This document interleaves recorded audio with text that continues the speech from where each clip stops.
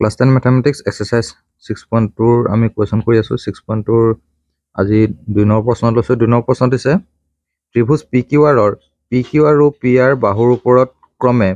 E আৰু F দুটা বিন্দু তলৰ প্ৰতিটো ক্ষেত্ৰতে EF প্যাৰেলাল QR হয় নে নহয় উল্লেখ কৰিবলৈ কৈছে তাৰে 1 নম্বৰ প্ৰশ্ন দিছে PE = 3.9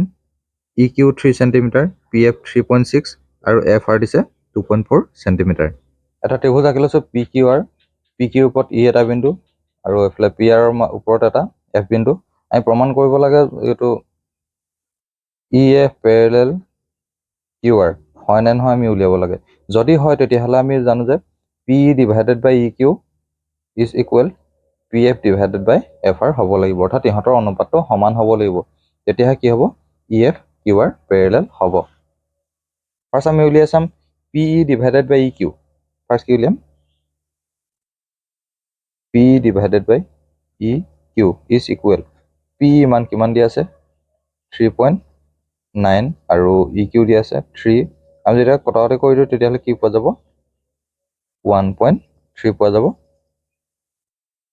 নেক্সট আমি উলিয়াই চাম এফালে PF divided by FR কিমান আছে 3.6 আৰু আছে 2.4 দশমিক সময়তে যেহেতু এটা এটা অংক আছে গতিকে দশমিক নাই বুলি ধৰিব পাৰো 3 12 36 2 12 24 2 যদি 3 হৰণ কৰি দিয়া যায় তেতিয়াহলে আমি পাম 1.5 আমি দেখা পালো যে 1.3 আৰু 1.5 দুটা একে নহয়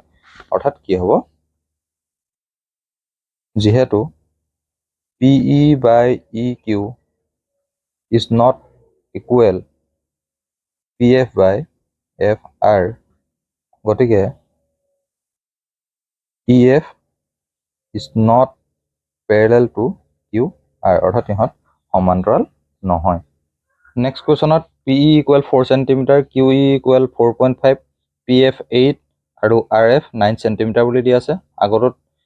FR বুলি আছে ইয়াত RF বুলি আছে একো নাই একে কথা PE by QE is equal আমি উলিয়াই চাম কিমান আছে 4 by 4.5 আৰু ইয়াত কি আছে 8 by 9 আছে ইয়াত দেখা গৈছে যে 4.5 ইয়াত দশমিক সময়তে এটা অংক আছে গতিকে আমি ইয়াত 10 এটা পূৰণ কৰি যদি দিও ওপৰত 10 পূৰণ কৰিলে 40 হ'ব তলত 10 পূৰণ কৰিলে কি হ'ব 45 হ'ব 5 যদি হৰণ কৰি দিও তেতিয়াহলে কটাকটি কৰি তেতিয়াহলে কি হ'ব 5 8 * 40 5 9 * 45 দেখা গ'ল যে 8 by 9 সোঁহাতেও আছে একেই যেহেতু PE divided by QE is equal PF by RF এটাকে কি হ'ব EF is parallel to QR ইয়াত এজোৰ সমান্তৰাল হয় যেহেতু ইহঁতৰ অনুপাতটো একে ওলালে 3 নম্বৰ প্ৰশ্ন দিছে PQ = 1.28 cm PR 2.56 cm PE 0.18 cm আৰু PF 0.36 cm এতিয়া মানখিনি উল্টা পুল্টাকে দিয়া আছে আমাৰ লাগিব PQ divided by PR এটো নহয় আমি ভালকে চাবলৈ কি দিয়া আছে PQ দিয়া আছে অৰ্থাৎ ইয়াৰ পৰা এটো দৈৰ্ঘ্য দিয়া আছে তাৰ পিছতে দিয়া আছে PR দিয়া আছে PE এটো দিয়া আছে আৰু PF দিয়া আছে এতিয়া ইয়াত আমি PE divided by EQ নকৰি আমি এটো আমি কৰিব পাৰো PE by PQ আমি কৰিব পাৰো আৰু সোঁহাতে কি আছে PF divided by PR আমি ইয়াত মানকেইটা ভৰাই দিয়া যাওক PE কিমান দিয়া আছিলে PE 0.18 আৰু PQ কিমান দিয়া আছিলে 1.28 PF আছিলে 0.36 আৰু PR দিয়া আছিলে 2.56 এটা কটাকটি কৰিবলৈ কটাকটি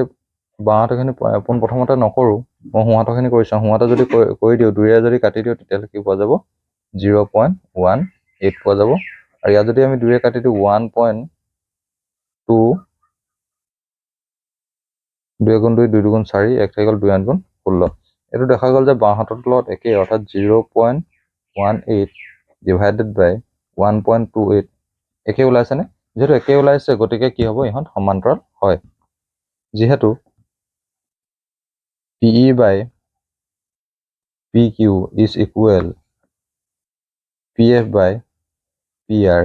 এটাকে PQ is parallel to Q